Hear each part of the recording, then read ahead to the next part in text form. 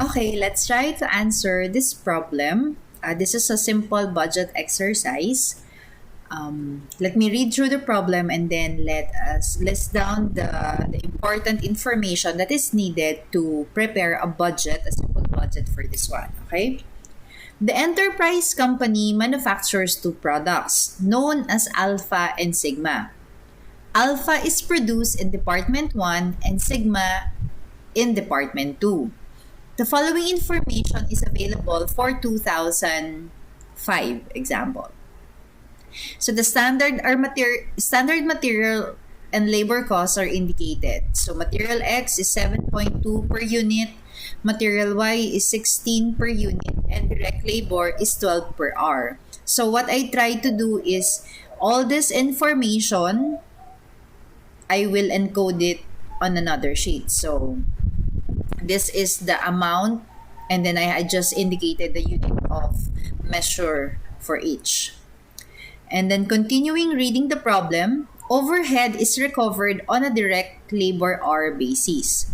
The standard material and labor usage for each product is as follows. So whatever is indicated here, so material X, model alpha, it mentions the different materials that is needed and the specific labor hour that is needed to produce model alpha. So you will have to encode this in the other worksheet. So you will see here, you have to label it accordingly so that you will be able to indicate the specific requirements per material for each of the product line. So this may seem a bit tedious initially, but later on you will be able to understand why we really have to list down all these details. Okay, so I will no longer read each of the items, and then just look here that maybe you can indicate the unit of measure beside the description instead of typing it as 10 units, something like that, because it will be easier to connect the different numbers so that you can easily multiply or create equation in reference to that. Now, another information that is given is in terms of the finished product. So, the problem mentions about what is the forecasted sales, the selling price per unit, ending inventory, and beginning inventory. And there is a split between alpha and sigma. So this is the requirement, or this is the sales forecast and the inventory forecast. And at the same time, we are also given how many materials, direct materials we have right now. So earlier we mentioned that model alpha uses material X and Y. At the same time, model sigma also uses material X and Y. Now, since we have two direct materials, we have to understand how much of material X do we have, how much material Y do we have, what is the beginning inventory, how much do we need to so that we can be able to produce the required inventory for the period and match it with the sales requirement. So these are very essential information. And at the same time, I believe there are two different departments. Alpha is produced in Department 1 and Sigma is produced in Department 2. So it is given here. So you have to understand, or we have to take note as well, what is the budgeted overhead rates for Department 1 and Department 2, which pertains to different line items. So there is a variable overhead rate and there is a fixed overhead. So the variable overhead, it indicated here the indirect materials, indirect labor, power, and maintenance. And there's also a fixed overhead component which includes depreciation, supervision, power, and maintenance. Okay. I will not go through the balance sheet for now. We will just put it here, okay? We will need this information later on. Now, in terms of administration costs, so we have to consider as well the administration costs or the non-manufacturing overhead. So this pertains to back office, or sales or marketing costs, advertising costs, and things like that, which are not directly related to production, but you will be incurring this cost because you are on a going concern. So you will have admin costs to support sales, operations, and things like that. So it is also given here the estimated manufacturing overhead. Okay. I will not touch first on the cash flow budget. So we will do first more on the operations, the sales budget. So what we'll do first are the items indicated here: sales budget, production budget, direct materials usage budget, direct materials purchase budget, direct labor budget, factory overhead, selling and administration budget. So the first seven only. Okay. So having said that, I have encoded the different numbers on this problem to the worksheet so that it will help us to easily do the formulas. Okay, so the first thing that we can perhaps do is what do we do? Okay, maybe we can start with the sales budget. So it says here that we have two products, so that's what we can do to forecast for the two products. So let's make sure that we properly identify it if it's alpha and sigma so that we won't confuse ourselves. So we use column M, alpha, sigma. The beginning inventory is given. Okay, so I'll just copy paste so that it will save time. Now, we need to know how much goods we need to manufacture. Now, we have the forecast sales. So, I will just put in here goods manufactured because we don't know yet.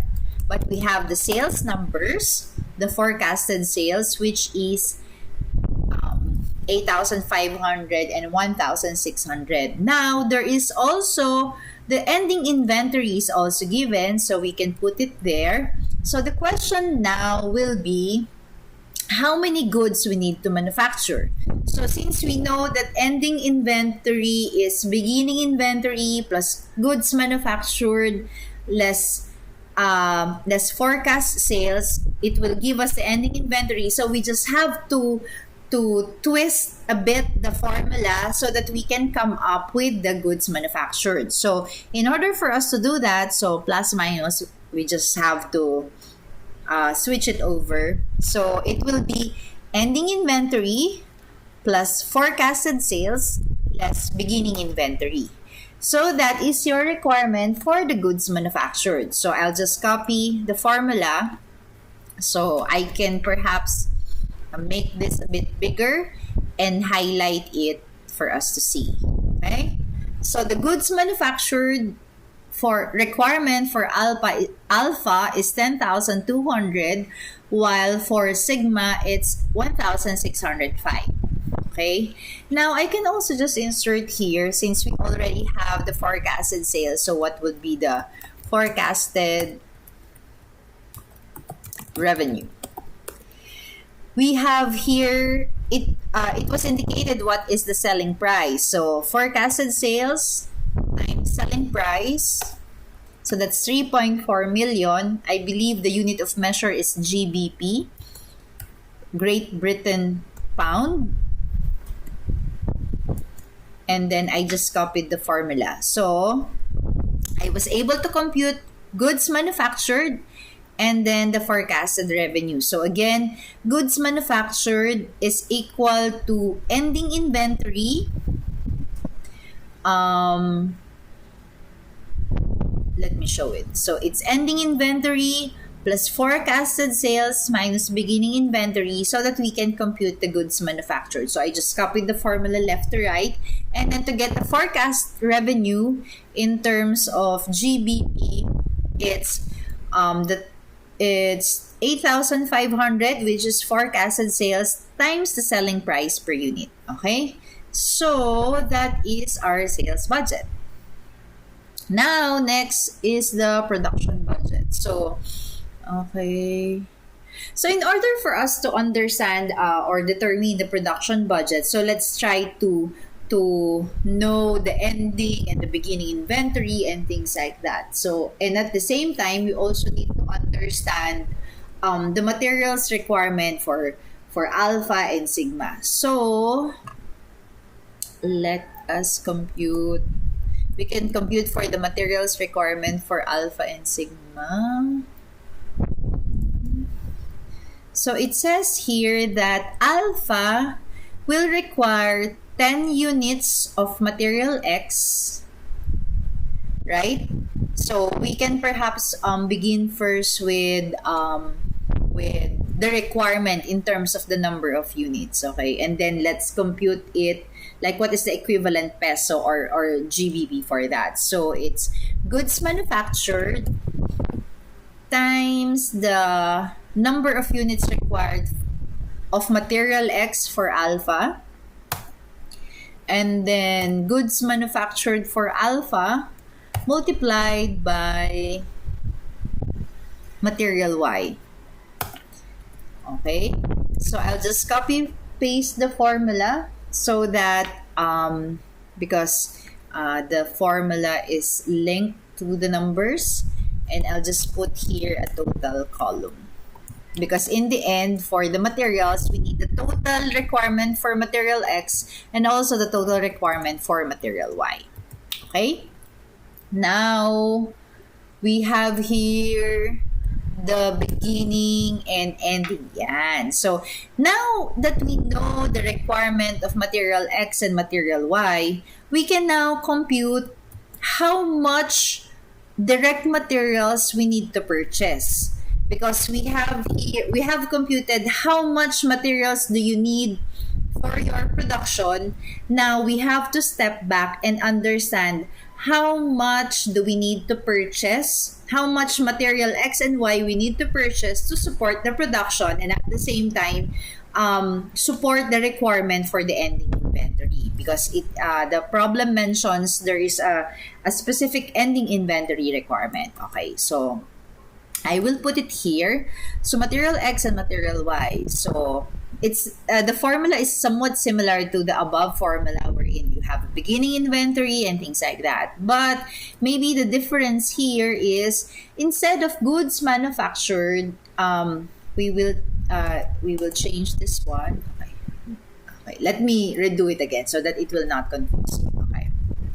So let me make this bigger. In order for us to understand the requirement for the quantity of material X and Y that we need to purchase, so we also have to use the formula of beginning inventory, and then we add purchases, and then we less goods manufactured, and then ending inventory. Okay, the beginning inventory is already given for material X and also material Y. We don't know yet the purchases, so I'll highlight this in yellow. Goods manufactured, the requirement for the goods manufactured, that's what we have computed earlier on this selection. So that's 114,840 for material X and 65,445 for material Y. And then there is also a requirement for ending inventory. You may be asking, why do we need to have that, or why is there an ending inventory requirement? There is a portion of safety stock. I'm not sure if you have learned this from other subjects. So in order for you to make sure that your production is ongoing and at the same time you consider lead time, as you order your direct material requirements or other requirements from suppliers, so you have to make sure that you have a safety level of stock so that it will be able to cover you on those days that the inventory or the materials is not yet at your place, or it's still en route to your place. Okay, so the ending inventory requirement for material X is 10,200, while for material Y it's 1,700. Okay, Now, how do we compute again the purchases? So the formula is quite the same as the formula we use when we compute for the goods manufactured for alpha and sigma. So it will be ending inventory plus goods manufactured less beginning inventory. So just copy paste the formula. So 116,540 and 59,145. Okay. So we have the inventory now. What's next? So production, we first are able to provide the direct materials usage budget and the direct materials purchase budget. So we need to compute for the production budget.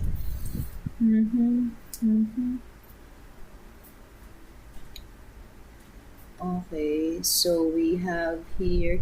So in terms of like, we have here the equivalent units, but we don't know the equivalent amount. Okay, so we need to indicate direct materials purchase.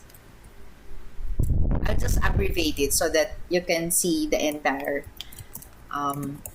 selection. So the direct materials purchase is 116,540, which is what we have computed above, and then we'll multiply it. What is the unit cost for material X, which is 7.2? Okay. Now, in terms of material Y, 59,145 times the 16 GBP per unit. So that is your direct materials purchase.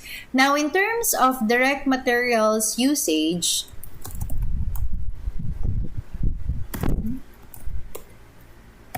so what is the amount? So since we have manufactured 114,840 times 7.2, and then 65 times 16, and the direct material ending inventory will be this one times 7.2, and then this one times 16. Okay, so we have the amount of the direct materials purchased, like the equivalent peso or dollar or GBP. So we first compute the number of units and then we convert it into the financial equivalent, like equivalent peso or dollar, because we are also given what is the amount or the cost per unit. Okay, and then so we already have materials. Now we need to understand how much is the direct labor cost that we will be incurring. Okay, so is it given here? So alpha and sigma. So we have to know what is the equivalent hours. So it says here that alpha will require 10 hours of labor, not labor, 10 hours of labor per unit of goods manufactured. So that's 10 hours times 10,200 goods manufactured. So that's 102,000. I think I can copy the formula. So it's 1605 times 15 hours. So that's 24,075. Now, I think, so given as well is the direct labor rate per hour. So we have to convert this number of labor hours into the equivalent amount. Gosh, I have so much tangles. Okay, never mind. So it's 102,000 times $12 per hour, and also 24,000 times 12. It's 24,000 times $12 per hour. So we already have, direct labor in equivalent na to. Okay, so we already have that. Now, we also need the variable overhead. So, it says here that Department 1 is the one producing alpha, and Department 2 is the one producing sigma. So,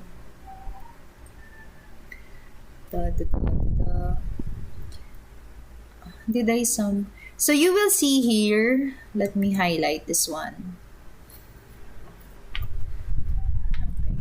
So you will see here that this is the variable overhead, and then this is the fixed overhead. So what I try to do is to get the sum of indirect materials, indirect labor, power, maintenance. M&T/XP is maintenance expense. So I think I have been using this abbreviation in from my first job, and then I remember that this is how it is being shown, like in terms of the different cost lines or expense lines. So M&T/XP, so that's maintenance expense. Okay, so having said that, since we have different details, I mean different line items for the overhead, so and this is per direct labor hour. So it means that if you incur X labor hours, you have to multiply it by this this amount. Okay. Now, let me insert here variable overhead. Since we know how much is the equivalent direct labor hours for alpha, and alpha is being produced by Department 1, so that's 102,000 labor hours times 3.2, which is the rate per direct labor hour. Okay, so that's a variable overhead. And then for the fixed overhead, excuse me, it will just be this line item. So it should be the sum of these items. Okay, so it will be the sum of, for alpha, it's the sum of the fixed overhead for Department 1, and for sigma, it is the sum of this column, 80, 40, 2003, 196. Okay. Oops. So we now have the variable overhead and the fixed overhead. So with all this information, one way or another, I think we can already create a production budget. But before we go to that, let me just try to go straight as well to what you call this, the selling and administrative expenses, so that we can already create the entire P&L. So one good thing is we start working on the details. It's okay that it's just there, but then when we create a when we create a P&L, we just link it all together so that we know the reference in where is the reference information, so that when one number changes, all the other reports will also change. So that's what I try to do. I have a working file, and then the numbers in my P&L is linked to the working file, so that when, for example, I change the assumption in terms of the amount for material X. So for example, right now it is 7.2, but then there has been changes wherein it changed to 8.2, or it has been reduced to 7. So when I change the amount, the numbers in my P&L or in my sales budget or in my production budget, it will change automatically. So that's what I really try to do in preparing budget. So I link the different variables all together, so that I will need not to redo the computation or the P&L or things like that. So yeah, so let's start with the different assumptions first, and then we consolidate it all together. Okay, so since it is given, what it was also given to us, like what are the non-manufacturing overhead, or the general and administrative expenses. So we can split it into two. Most of the time, it is being split as selling and then administrative. Sometimes it is being combined, but on my end, I would really want to split it separately. There are companies that they separate marketing from selling.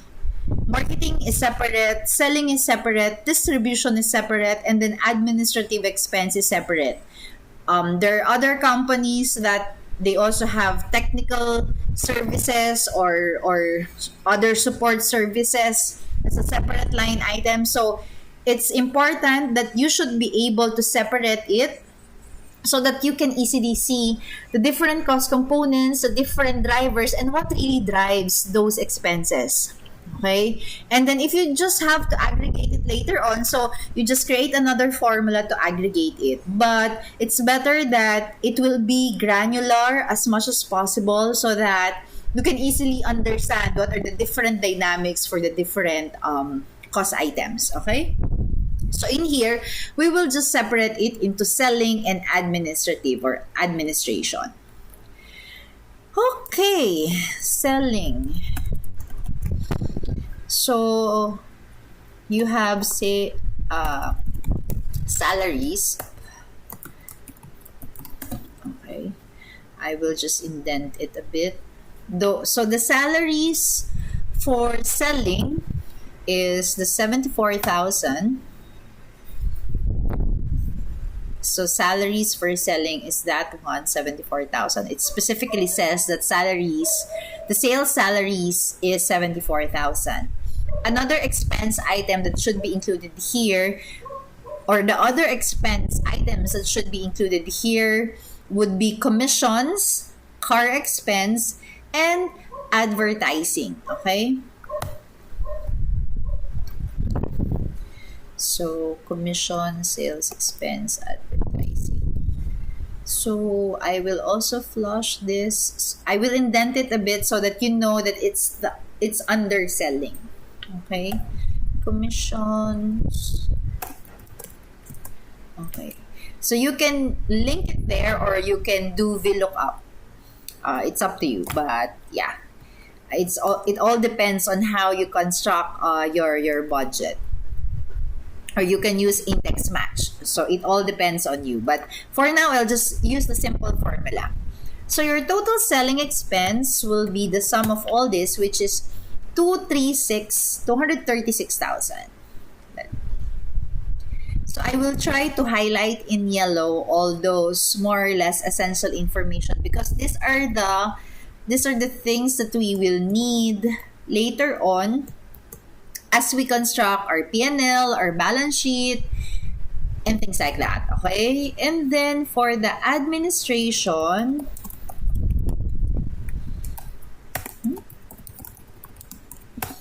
so, naka-indent. So we also have salaries.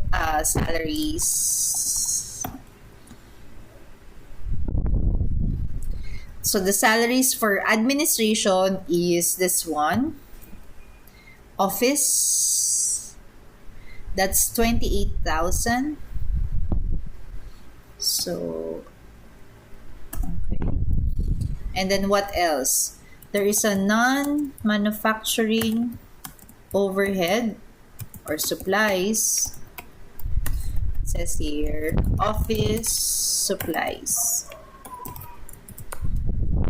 which is this one. Okay, let me indent this again. Okay, what else? There is also another expense item which is miscellaneous expense. Miscellaneous, however you call it. I don't know. Miscellaneous, which is office. This amounts to this one. Okay. So if I sum it all together, total administration expenses will be 40,000. Okay, so I think we more or less we have the meat of our requirement. So for the production budget, because we have to combine it all together, we have the sales budget, and then we will be able to actually the production budget is already here. We have the direct material requirement, the purchases requirement, the direct labor, the variable overhead, the fixed overhead. Then what we just need to do next, so we're able to take sales, production, direct materials, materials purchase, direct labor, factory overhead, selling and administration. We just need to do the cash budget, but I will first do the P&L. It's essential for us to first do the P&L, and then we'll do the cash budget later on. So let me